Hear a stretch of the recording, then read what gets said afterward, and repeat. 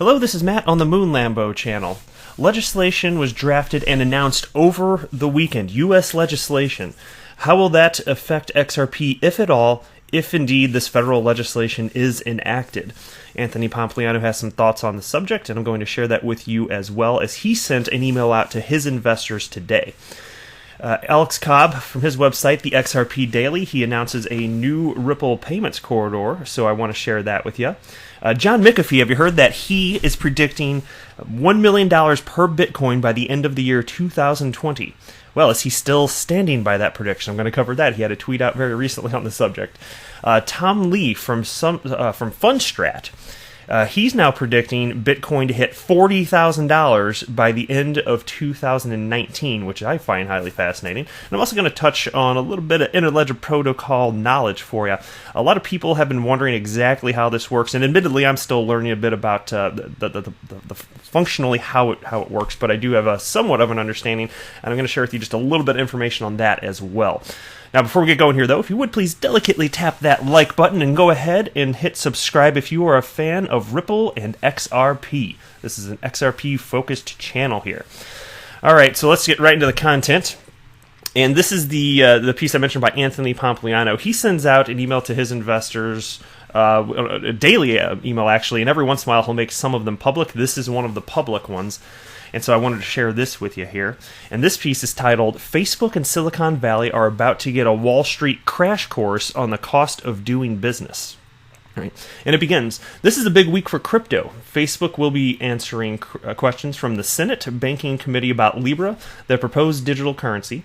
The hearing, titled Examining Facebook's Proposed Digital Currency and Data Privacy Considerations, is an effort to help lawmakers and regulators better understand Facebook's intentions while also getting educated on the various nuances of digital currencies and blockchain technology.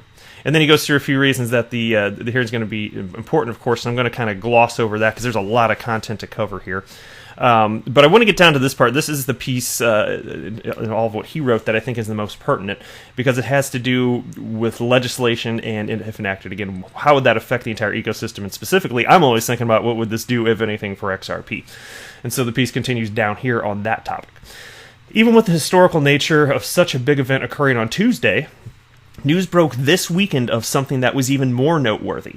There is a bill that has been drafted by congressional representatives aimed at preventing large technology companies from becoming financial institutions. So, of course, this is written specifically because of what Facebook has done. I think there's no question of that, right? And then it continues here. The bill is literally titled "Keep Big Tech Out of Finance Act," which, to me, by the way, kind of sounds laughable. But anyway, that's just a silly name. It's clearly aimed exactly just at Facebook. But anyway, it contains a number of highly concerning statements, along with potentially dangerous ramifications. The following is not in order of importance, but rather a list of issues that immediately came to mind while reading through the proposed bill. Okay, I'm going to read through. There's just 4 points here. I'm going to read through these, and while reading through this, just keep in mind what would this actually mean for the overall ecosystem, because I want to talk a bit about that after I read through these 4, and I want to talk about what this would mean for XRP, if anything. But I got to set the table here and read through these 4 points first. Okay, issue number 1. There's a fine line between technology companies and financial institutions. For example, it is easy to categorize Facebook or Twitter as a technology company, but what is Goldman Sachs or JP Morgan?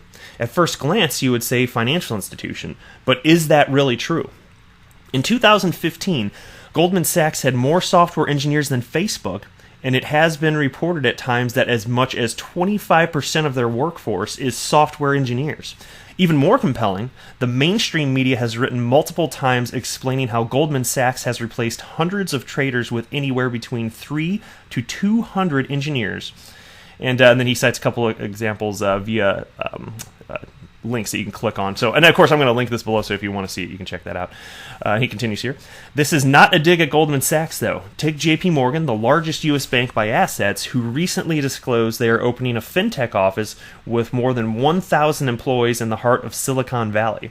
Or the CEO, or that the CEO said the bank has nearly 50,000 people focused on technology and continues to heavily invest in artificial intelligence and machines learning with the goal of reducing risk and improving underwriting, along with creating more cloud infrastructure. Sounds like the line between a bank and a technology company is becoming non-existent. And that's exactly the concern. And I just feel like I want thoughtful legislation. I really do. I really value that. And I think it'll help the whole asset class, the whole crypto industry, blockchain industry move forward. But it needs to be really genuinely thoughtful legislation. And what I find a lot of times is that when legislators create new bills, when they draft this stuff up, and if it gets passed, there are a lot of unforeseen consequences here. And so, given that there is, it seems like a natural blurring of the lines between certain types of companies here, if you pass a bill that doesn't make sense, you're going to legislate both out of existence. Not literally, but you're gonna make it illegal for them to act in particular ways because there is overlap between both types of companies, and that's definitely a concern. Now, here's issue number 2, as Anthony Pompano states. Digital assets are not a new thing, but the work to define and regulate them has just started. In the proposed bill, a section titled Prohibition Related to Cryptocurrencies states that, quote, a large platform utility may not establish, maintain, or operate a digital asset that is intended to be widely used as a medium of exchange, unit of account, store of value, or any other similar function as defined by the Board of Governors of the Federal Reserve System. Wow, that's a mouthful there, but that's what they put in this thing. This sounds reasonable, except that likely means that airline credit card points, Starbucks reward points, and Amazon AWS credits would put those large organizations in the crosshairs of lawmakers, and this is where some of the overlap comes in that I was talking about. And he continues here. It appears that Congress's intention is not to go after loyalty points or digital credit systems, but they may have a tough time delineating between those standard offerings and a digital currency like Libra. To make matters even more complicated, it wouldn't be that difficult for Amazon or Starbucks to strike a partnership with other large organizations so that their reward points could be accepted as a currency. And of course, airline and or credit card points are already redeemable for products and services other than flights. Okay, so before I read further, this is another thing that I've talked about on my channel in the past, and this is a very important point. Thanks to blockchain technology, it eliminates all sorts of middlemen. You can have transactions from that are interoperable from one asset to another. There's going to be an easy way to convert them by the time it's all said and done. And what it does is it blurs the line between different types of assets, and that's exactly the current concern here that's being highlighted. So this is exactly what I've said in the past. Because what's going to happen is, as time passes, we're going to continually live in a more and more liquid world where you can easily hop in and out of assets that you own. You can easily jump in and out of owning a fraction of real estate or a fraction of a stock or this and that. And you can do those types of things legally today, but it's not easy. And there's especially with real estate, there's all sorts of paperwork, but all of that can be eliminated. All of that can be eliminated. And so if you could actually trade, any sort of reward points, like Starbucks rewards here cited in this, if you could trade that for something else, we're just talking about a level of high interoperability. So those things all have actual value. And if you have a world where everything's easily interoperable, if you intend to regulate one thing, you might actually, as technology develops, be regulating a whole lot of stuff that you didn't intend to in the first place. And so that's kind of the concern here. Here's issue number 3, as Anthony Pompano writes it.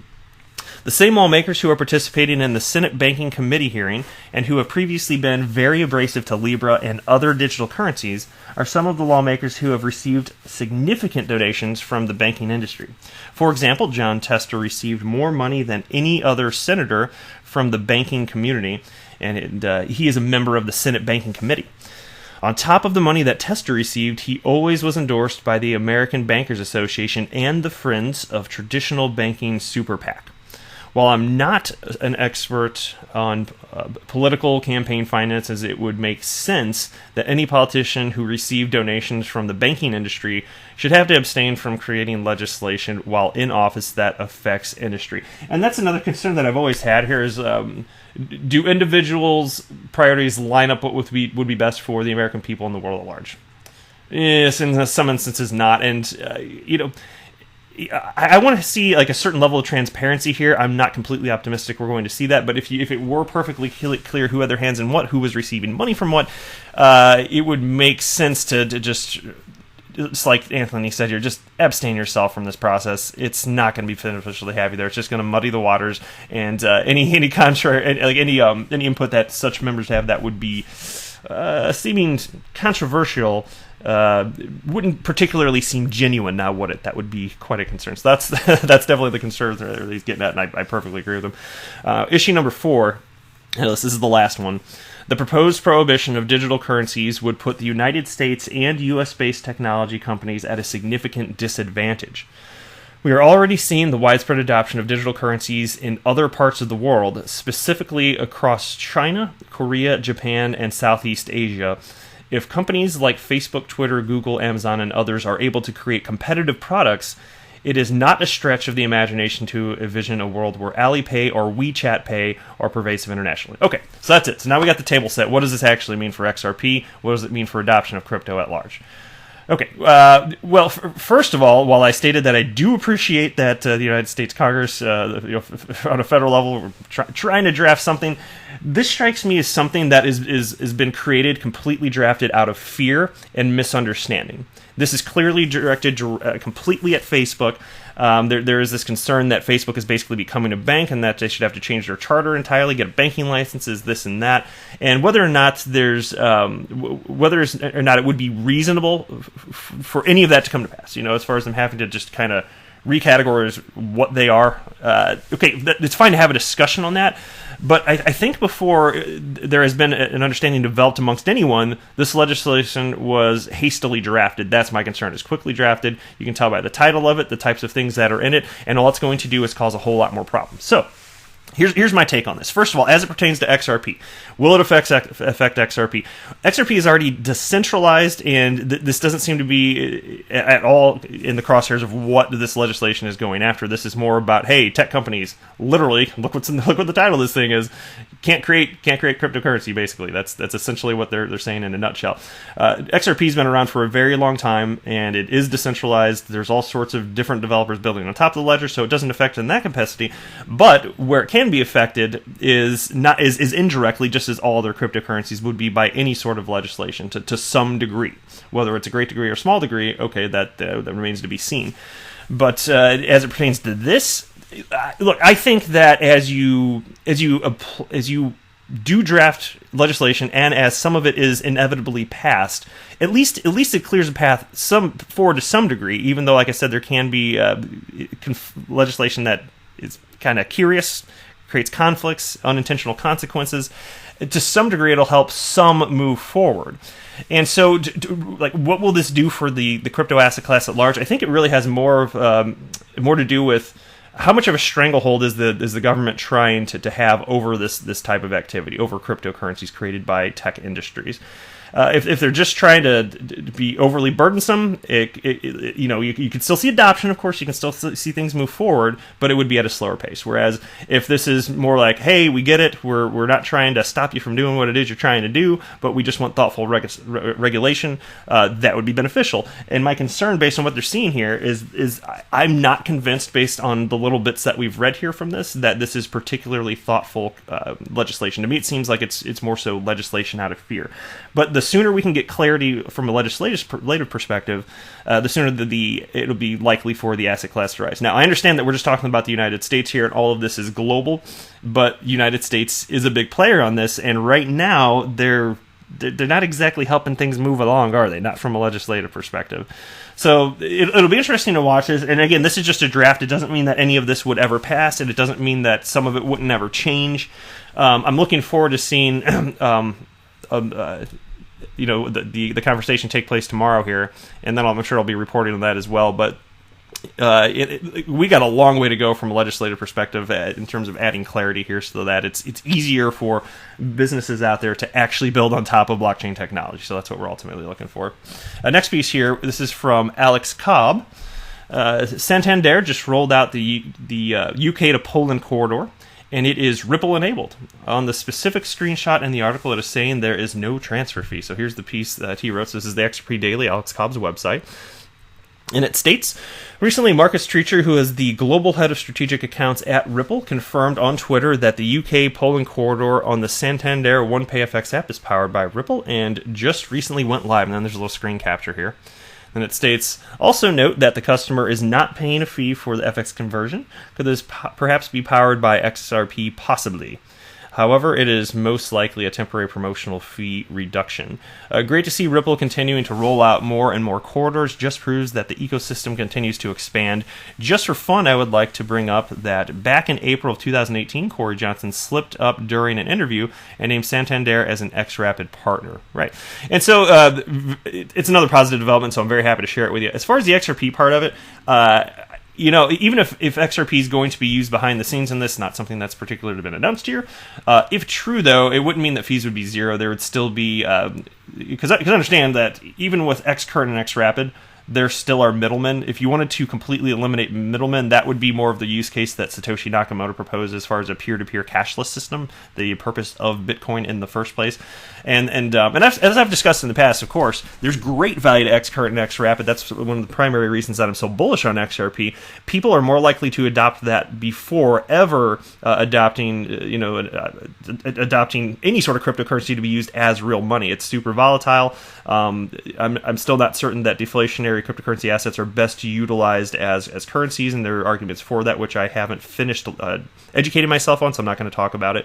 There are all sorts of reasons here, but that's why I always see the evolution in terms of what are people going to adopt. I think it's far more likely that XRP would be adopted in the scenes, just behind the scenes, in the plumbing of all these transactions, so that the average consumer doesn't actually have to adopt cryptocurrency, that they get major advantages from it. And then maybe down the road, if user interface becomes more reasonable to use, easier to use, if there's less volatility, and if you find a proper cryptocurrency that behaves more like regular money, it's possible that you could certainly see Satoshi Nakamoto's original vision for cryptocurrency actually enabled. I do believe you could see that, and maybe XRP would be a part of that. It's possible. I don't know.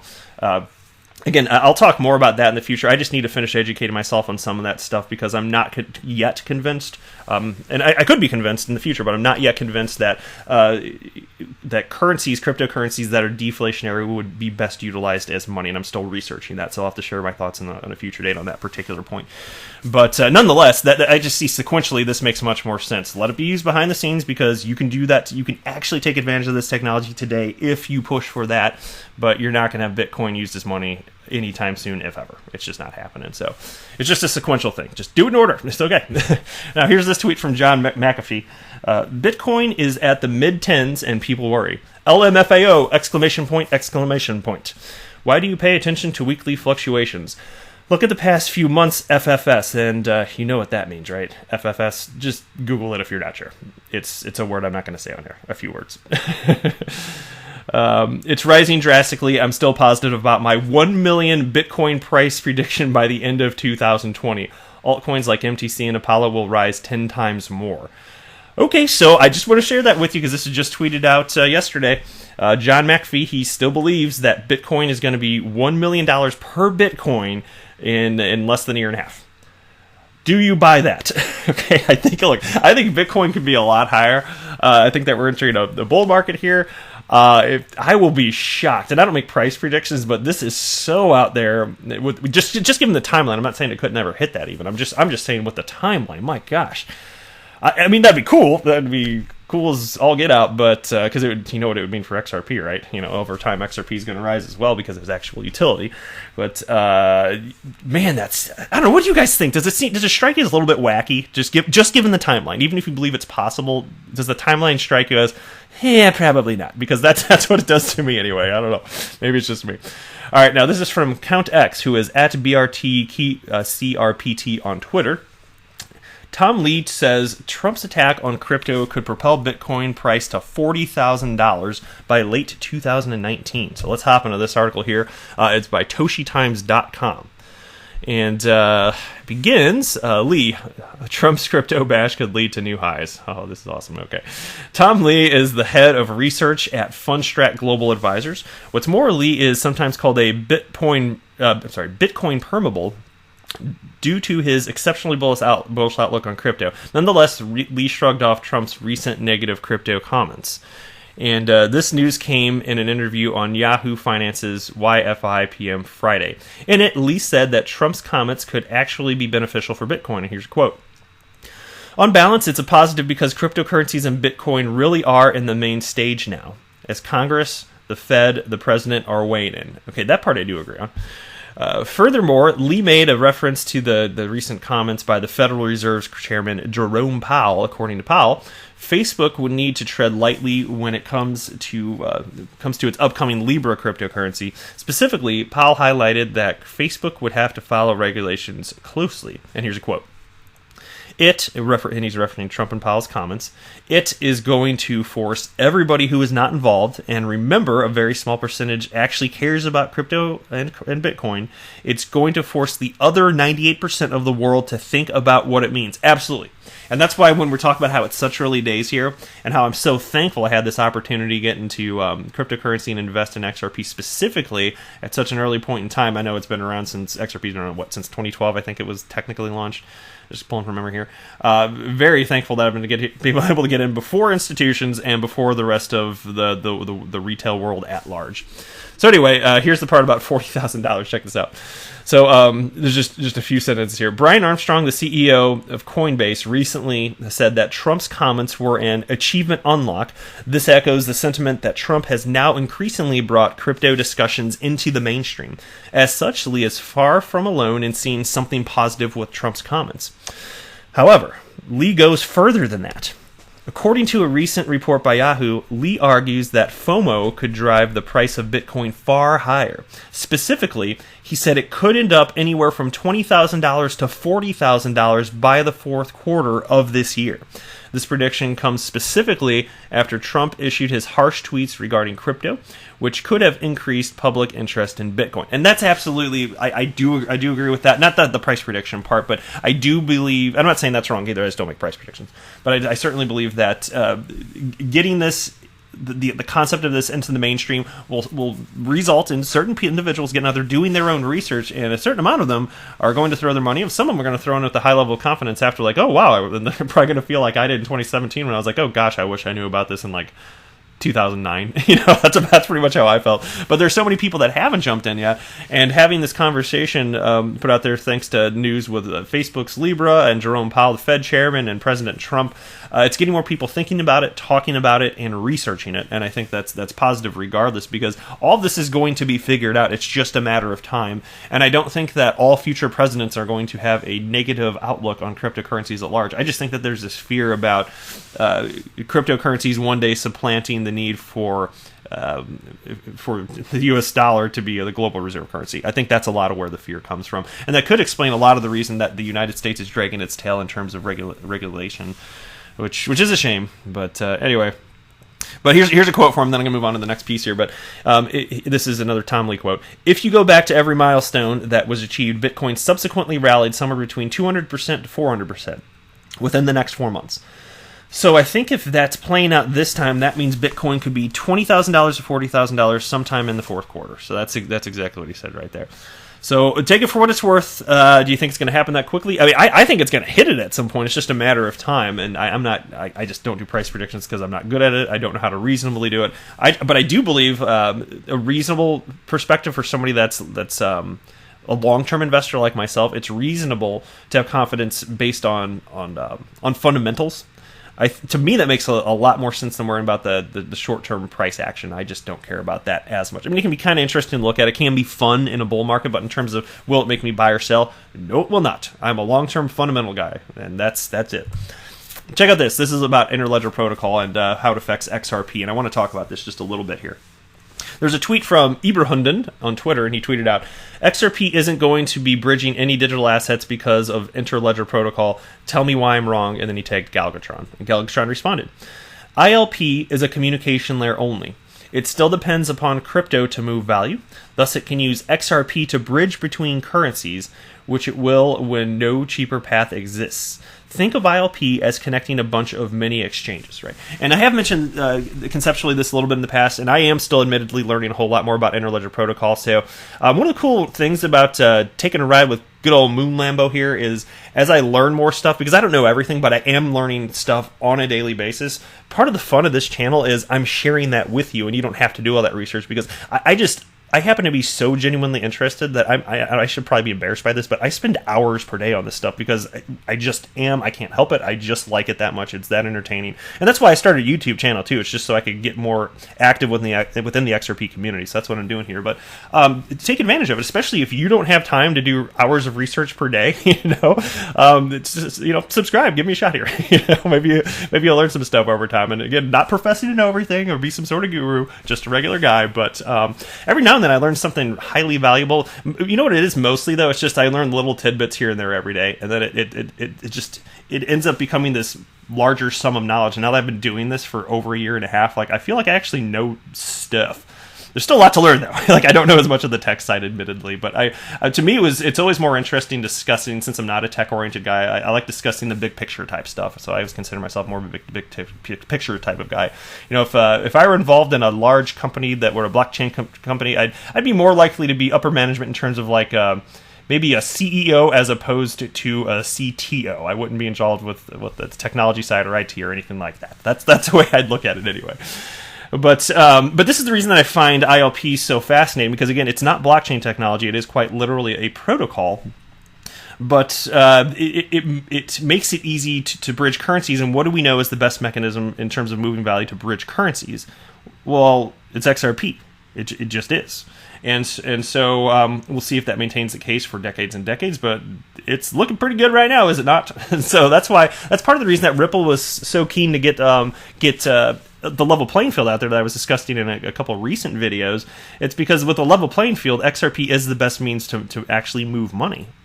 And so that's why they're doing this. They don't want to block out competitors. They want more competitors. I had a video about this just I think 2 days ago. And that's exactly why. It's because as this technology is built out, as competitors build out and they utilize ILP for their own personal needs, and cryptocurrencies are adopted at an ever-increasing larger and larger scale, well, that'll increase ultimately the opportunity for Ripple to increase their share of the pie, especially as it pertains to XRP dominance relative to other cryptocurrencies. All right, next here. And there's this tweet out. I'll read the first one up here at the top, actually. This is from CryptoPatic on Twitter, and tweeted out, and this is cool because it got a response from Weetsay Wen, developer of the XRP Tipbot and creator of XRPL Labs. So this guy tweeted out, according to seasonality, if we only look at the bull years, I assume we're back in 2016.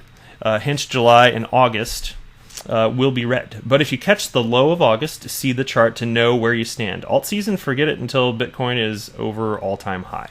All right, and so then Weetsay responded, truth is, nobody knows where we are. Nobody knows if there will be an alt season, and nobody knows if we're going to all-time high again. Everybody is just guessing or assuming, trying to find similarities. There are no guarantees the market will behave like it did before. Okay, point taken on that. So as far as what Weetsay's saying about no guarantees it'll behave exactly the same, I firmly agree with that. It is okay to recognize patterns, though, if you want to speculate to whatever degree about what is likely to happen in the future. I think that's reasonable. I think that's perfectly fine. And as far as will coins reach all-time highs, he from a technical perspective, he's absolutely correct. He is. So I'm not going to be terribly critical on what Weetsay's saying here. He's a sharp guy. He knows what he's talking about, and I like that he's tempering expectations. I absolutely respect that because there's too much hype out there. But the way that I look at this all is that adoption has barely started. I know we're a decade into this asset class, but that's going to be nothing. That's a fraction of the planet is involved with this. And so when we're talking about all-time highs, you've got an asset class that's worth less than $300 billion today. It's going to be in the trillions. That's not financial advice, but that's my firm opinion on that. Do I technically know that? Well, no. Nobody technically knows that. It hasn't happened yet. But that's what I believe is going to happen, because I see that there are business models that can exist because of this technology that otherwise would not be capable of existing, and digital assets specifically are required to make those opportunities possible. So, of course, humans are going to assign value. Thus, crypto is here to stay, and it's going to be valued on a massive scale, especially as people invest, even if they're not going to use it for their own utility purposes. Since they know that coins will be utilized, that will make it worthwhile to invest as a store of value, a speculative venture with potential asymmetrical returns. That's how I see it. So, yeah, technically, and so this isn't again, I think Weetsay's perfectly reasoned in what he said. I value the tweet that he put out there, but that's my slightly slightly different take on that. And then down here, I did like this point. I want to read the same topic from Tiffany Hayden here. I really like this because for those of you that are kind of burnt out on the XRP price sitting around, please read this. Tiffany's been around the crypto world like forever. She is a wealth of knowledge, and she's gone through all of these ups and downs over the last however many years. So check this out. She tweeted this out today. I didn't expect XRP to sit at 0.006 cents. That is about half of a cent, by the way, guys. I didn't expect XRP to sit at basically half a cent for 3 long years, but it did. Rather than hope prices will increase, consider using your time and energy to try and add value. We all have something unique to offer, and playing an active role is much more rewarding, in my opinion. Firmly agree, firmly respect that opinion, absolutely. And so, and I'm doing that. I'm trying to do that too, to whatever degree I can. Unfortunately, I'm not like a tech-oriented guy, so I can't. I have often wished I could do that. It's just not what my skill set is. But that's why I'm happy to participate on Twitter, and I'm really enjoying spreading information about XRP via this YouTube channel. So that's the best way that I found that I could do it for myself, and I believe in that. So hopefully this will add value to the XRP community, because I do my best to just get actual news out there. And when I'm sharing what is opinion from myself, I'm clear on, hey, this is just opinion, and also not financial advice. But that's what I do. So yeah, definitely point taken on that. But in terms of what it's going to take, how long it's going to take for XRP price to stop sitting roughly where it is, it's going to take a whole lot more adoption, more people getting in, but that comes as actual utility shows itself. So I'm not scared off by any of this at all. I think there's long-term opportunity, so I don't care if it takes years and years and years from now. I'm going to be sitting here, Moon Lambo will be here, running this channel, talking about all this stuff on pretty much a daily basis. So I ain't going anywhere. I'm long-term confident here. Last tweet I wanted to cover here, and this is from Mr. BXRP, and he tweeted out, "It's easy now to invest in Facebook, Amazon, Netflix, and Google, as they all have already changed the world. It's much harder to invest in XRP because it requires critical thinking, vision, faith, and patience, which could yield far better returns. All money is earned." Kudos to you, Mr. B. Firmly agree with you right there. Critical thinking is definitely necessary, because most people are buying and selling on emotion. But like I've said in other videos, I am counting on people buying and selling on emotion, and I'm counting on myself, good old Moon Lambo here, Mr. Bull XRP. I'm counting on myself to not participate in that and just invest based on fundamentals. And if I'm wrong and fundamentals don't matter, I'm going to lose everything. But if I'm right, then I'm going to make money off this, right? I think fundamentals are actually what matters. But he's right. You know, people could look back and be like, oh, that was easy. I just buy something to sit there and then you may earn money when you sold your XRP. Well, not exactly. The emotional torment people are going through, it's tremendous for many of them. So I would say, yeah, that's earned. If you make it through bear markets and then you resist the urge to sell too soon when there's a bull market, whatever it is, I'd say that it's earned. I would definitely say that it's earned. And you're adding liquidity to an ecosystem which dearly needs it. So everybody earns it. But anyway, that's all I got for today's video. I am not a financial advisor. Do not buy or sell anything because of anything that I say or write. That would be a very, very, very bad idea. Thank you so much for watching.